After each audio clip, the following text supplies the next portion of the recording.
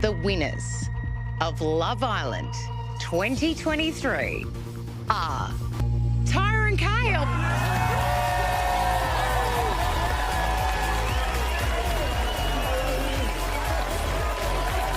How do I feel about this final? You all know how I feel. You know who was my favorite. Do I think the right couple won? I guess out of a bad bunch, there's no way the producers could have justified either one of the two other couples winning. So the right couple out of a bad bunch won. That's all I'm going to say. Anyway, hey there. Thanks for stopping by. It's Valerie. Welcome to my channel. In this episode, I'll be reviewing Love Island Australia, Season 5, Episode 29. I don't even know why I'm watching this. I'm just watching it because I need to review it, but I'm really not in the mood. Anyway, so you have sort of like a summary of the last three couples and what they did, and since Chloe and Reed have left, and it's so coordinated and so corny. It's unbelievable that these are the top three couples. I know some people were rooting for Kale and Tyra, but for me, you know who my favorites were. Anyway, you have them parade down, and the way they're dressed, you can tell, okay, fine, maybe they're trying to give us, their personality and stuff. But for me, Zach and Lucinda, the way they were dressed like they were the winners, in my opinion, because of how sophisticated they look, given how tacky they've been all season. It's surprising that the producers have really catered to Zach and Lucinda's whim and have given them every single thing that they've wanted, and at the expense of other islanders, in my opinion, because they had the most expensive date. Their outfits look like they're the most expensive, and yet the other islanders look like they could have gone to a charity shop or something. Anyway, so they have, the final night, everybody reminiscing, and it's so corny, so cheesy, so made up, so performative. It's unbelievable. Oh, if I hadn't seen you, I don't know what I would have done. You are my person. And it's like, who are you selling this to? We're not buying it. None of those couples are as infatuated with one another as they make out. Maybe Kale and Tyra, maybe. But Zach and Lucinda, or Sav and Clint, they're all performative. They're just there to get the opportunities and move on. So I don't know. We then get to see everybody that came into the villa. I had completely forgotten that Tia was the first person to walk in. But hey, her personality wasn't it. Anyway, so because the finale was held in Spain, in my opinion, that's what it seems like, they were able to hold back the last sort of couples from the last three dumpings so that they could have their final interviews. So obviously you have Andy sitting in between Harmony and Nakia, and yet he's leaning more towards Nakia, and it's like, why then did you not pick her? Why then did you not pick her and just have made it to the finale? If people didn't want my guy to be in the finale, I would have preferred Nakia, because it is what it is. And had she been around when that decision was made to send home, Nate and Georgia, I know she would have said something, because that's how she rolls. You have Nate and Georgia, they look cute. And then you have Reed and Chloe, and it's like, they're just bench fillers. Chloe knows it's just a matter of time before they break up. Anyway, Sophie looks very robotic. She looks very forced, and it's like, what's going on here? Anyway, I'm in one of those moods today. So Sophie sits down with the sort of top six couples and has a conversation with the couples individually to find out where they stand since leaving the villa in regards to their relationships and their friendships. So Sophie goes to have a conversation with the couples that were recently dumped from the villa. And first she sits down for a chat with Andy, Harmony and Nakia. And so Harmony sort of asked, how do you think things went? And just like, Harmony made the worst decision ever. She should have targeted Reed. Reed was the easiest person to turn his head, and yet she decided to go for someone who was already happy in his couple, and it didn't work out for her, sadly. And she's like, well, I had no choice. This is what my options were, and this is what I worked with. And it's like, no, you really wanted Andy, and you really pursued Andy, and sadly it didn't work out. And then Sophie gets them to pretend to be cycling. I think it's because Andy and Nakia had flirted with the idea of sharing a room once they left the villa, and the producers really wanted to know. So then they're asked, and Andy and Nakia own up that, yeah, they did spend a night together after they left the villa. And you see how many say, oh, but I did ask you, how come you didn't tell me? And it's like, what business of yours is it? He broke up with you while you were still in the villa. Why do you need to know who he's hooking up with? That's not your business. That is not your business at all. Harmony is really stuck on Andy, and I don't know why, because he has rejected her already. I don't know why she keeps wanting him to reject her. Nakia and Andy, it's something else. Because even sitting down, you can see that Andy's sort of leaning more towards Nakia than Andy, and I don't know why Nakia decided to do it. Maybe she wanted to get it out of her system, or whether she really had feelings for him. I don't get it. We then get to see the couples wake up on their last sort of morning in the villa. They're all excited, and everybody, oh, I didn't expect to find you, and now and it's like, please, can we come up with something else? Can the producers write up something new, different? Because this is becoming too repetitive and too boring. I don't know how much more I can take of this.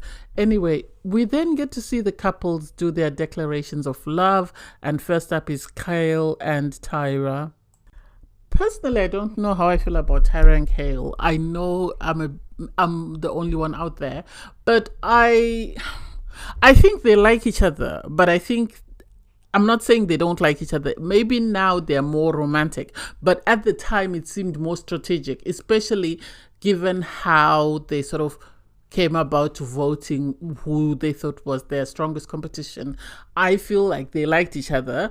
They were progressing okay, and then realized that if we don't catch up with where Lucinda and Zach are, the chances of us winning this money are going to slip out of our hands. So as cute as their words of declaration sound, I think everything suddenly happened at the last minute, and so it makes me question the validity of it, in the sense that they decided to be exclusive, then they decided to be boyfriend and girlfriend, then they said they loved each other, and it's like, where has all this been? Had it played out gradually over a period of time, then I would have understood it. Or had we seen conversations leading up to it, then I would have understood it. But for them to suddenly go from, oh, let's be exclusive, okay, let's be boyfriend and girlfriend, oh, I love you, I don't know. Maybe it's just me, but I smell a fish. I really am curious as to what was in Lucinda's contract with Love Island Australia because of the special treatment she's received. Anyway, you have Clint and Sav do their declarations of love, and Clint talks about how he became tunnel visioned after his date. I don't buy it. I feel like he came onto the show knowing who was in the villa and what treatment they were getting, and he realized that Sav was single, and he went for Sav knowing that she would say yes to anyone. All she wanted was to stay in the villa. So the idea that he suddenly found her attractive and fell in love with her, or was infatuated with her and wanted to pursue things, we all know what we've seen on the internet.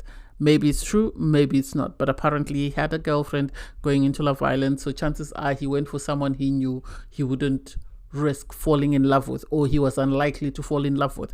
That's the impression that I get. And Sav was strategic. She just wanted someone to get her to the final. So that it is what it is. I don't buy it. And if they're in love, hey. If they're not, hey. Lastly is Zach and Lucinda, and special treatment again. It seems Zach and Lucinda are prepared to ride this performative act all the way to the final, to the winner's circle and after, because of their declarations of love. Oh, my Cinderella, oh, I love the kiwi yogurt. They're so performative, it's sad. And I think this is why Reid, because in his exit interview, he said Lucinda is playing dumb and she's way smarter than she is. And I remember on movie night, Lucinda sort of made a comment to Nate, and Nate said, you got what you wanted. I think Lucinda came in with a mission. I think she wanted someone who would play to her beat, and I think Lucinda sort of pulled the wool over people's eyes and sort of played out the Timmy and Zita playbook, in the sense that they pretend to be happily in love and very infatuated with one another so that they can win the prize money, and then whatever happens. Apparently they're still together, so hey, maybe they were serious, but I'm not buying it. If her own brother could say to her, is this a genuine relationship or is it just make-believe, then how can I believe it myself? I don't get the questions. I don't even understand why these 7 people were kept behind. Because Nate and Georgia asked, well, they're told about the 20K challenge, and they were asked, would you have taken it? Georgia said no. Nate said yes. And Georgia's like, what the hell? what happened? And then he said, I would have taken it. But the thing is, I would be sitting with 10K. Georgia would be sitting with 10K. And Georgia's asked, do you believe him? And she said, well, maybe. I believe him because of how he's carried himself. There's no way he was going to win the money anyway. So he might as well have taken the 20K. That's what I would have said if I were Nate, that I don't think I would have won either way. So I would have taken the 20K and taken 10, given Georgia 10, and it is what it is. He didn't say he would take the money because he didn't want to be with Georgia, but he said he would take the money just because there's no way Nate was going to win the money. Not to the Australian public and not to the way the show has gone this season. There's no way he was going to win it. So why not take it? I wish they had offered it to him before and he would have taken it, split it with Georgia, and off they go to the sunset and book a holiday somewhere. Reed is hilarious. Before he's even asked, he said, well, I've been having nightmares about the 20K, so I would have taken it. And it's like he's now thinking twice. And for him to say, well, I didn't want to take it just because I didn't want to be perceived as a villain. And it's like, you're already a villain in people's eyes, Reed. It's a bit too late for you to develop a conscience, given how you treated the girls. We've judged you by the way you treated the girls, and it hasn't been amazing. So whether you took the money or not, it would have been the same thing. I think you would have actually benefited from taking the money because people would have just said, that's who he is. He's never been in love with anyone. So it's no surprise that he's taken it. And for him to now say it now, I think now tarnishes him with with an evil paintbrush. And poor Chloe has to sit there and listen to this. And it's just like, well, you backed him. Here you go. So we get to see Tyra and Kale's journey. Tyra, when she walked in, obviously she was one of the OG girls, and how she went from Ben to sort of eventually, I think, I remember she coupled up with Aiden, and then that's when Georgia came in and Georgia chose Nate, so Ben went home, and then from there Kale came back for her.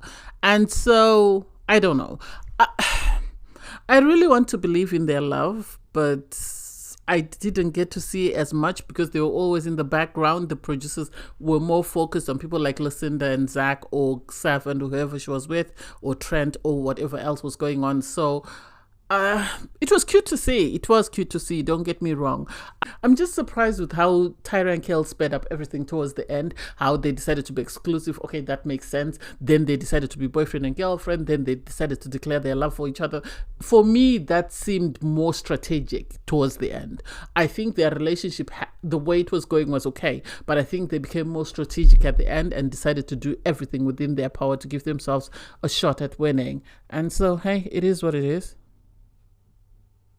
You can see who the producers really want to win, because with Sav, they show her sort of telling Zach about her 3 tattoos, and it's just like, why would you do that to her? Why would you be so tacky? They show her that she coupled up with Trent so many times and all the ups and downs until she met Clint, and we're supposed to believe that suddenly she's madly in love with Clint and this is it for her. Okay, if that's what she believes, okay. All we can do is, go along with whatever they're selling us, because we were not there. We didn't get 24-hour footage of this relationship. As I said, I think Clint came in with a plan, saw Sav was single and decided to target her. And now, he's in the final, and his goal, I think, was always to be in the final or to stand a chance at winning. But I don't think he would have won after only 1 week. That would have shown bias, and I think this is why the producers, I think themselves, really wanted Zach and Lucinda to win, because they kept giving them the best spot, as in, they were the last couple to come out, they were the last couple to sort of say their declarations. That way the viewers are tuned in, but hey, it is what it is. We get to see Lucinda and Zach last, and it's all gooey. Obviously, they have to show the negative bits, otherwise people would have kicked off. But all we saw was kissing and kissing and kissing, and it's like those two are very toxic. I don't even know why they're in the top 3, given the fact that Zach was very much a bully. He was borderline racist, if not. I don't want to call him one because I don't know him personally. He was very toxic in his relationship. He was very provocative with the other islanders. So the idea that the producers have decided to reward this behavior and give them all the best edits doesn't make sense to me. I think they wanted them to win. I think people kicking off is why they didn't win. I think people being upset about Nate and Georgia being let go is why they didn't win. I think if the producers had their way, they would have made Zach and Lucinda their winners. So the winners are announced. Am I surprised? Not really. No, because of how poor the top three was, the only justifiable reason would have been to make Tyra and Kale win, because there's no way they could justify Sav and Clint winning, or even Zach and Lucinda. I'm surprised we didn't hear the order in which they came out. We were just told, Tyra and Kale are the winners. So we don't know who came in second and who came in third. And it's like, why didn't we get that information? I think they knew that the viewers would be outraged. But people are already outraged in the sense that couples that were not in a seriously romantic relationship were able to be pushed just because they had friends in the competition. So their friends saved them from going home. And I don't think that's the purpose of Love Island. Sav and Clint played it up. I think Clint was a reward for Sav after all the dressing down she got from Trent during movie night. I think the producers tried to butter her up and make up for upsetting her with that. That's the only impression I could get, because there's no reason why Sav should have been in the top three, just as there's no reason why Zach should have been in the top three with Lucinda, given how they behaved throughout the season. So I guess Tyra and Kale were the best, choice out of a bad bunch. So it is what it is.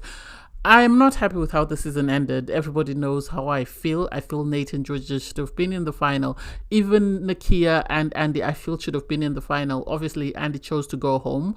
Whether he wanted to go home or whatever, I don't know. Apparently, he's dating somebody else now, an American girl who also lives on the Gold Coast. So, hey, it is what it is. But we'll see how long the relationships last, because you had Zach and Lucinda saying, oh, we're going to the UK for a month and then we're going to go to Australia and New Zealand. I think Lucinda liked the idea of getting international credit. I think she wanted to be recognized all over the world. So with her sort of being linked to Zach, she got to hit, two birds with one stone, because she has the Australian public and then she also has the New Zealand viewers who might have been following Zach's journey. So, hey, it is what it is. Anyway, thanks guys for watching. Please don't forget to like, share, comment and subscribe, and click the link in my video to watch my review from episode 28. Bye guys.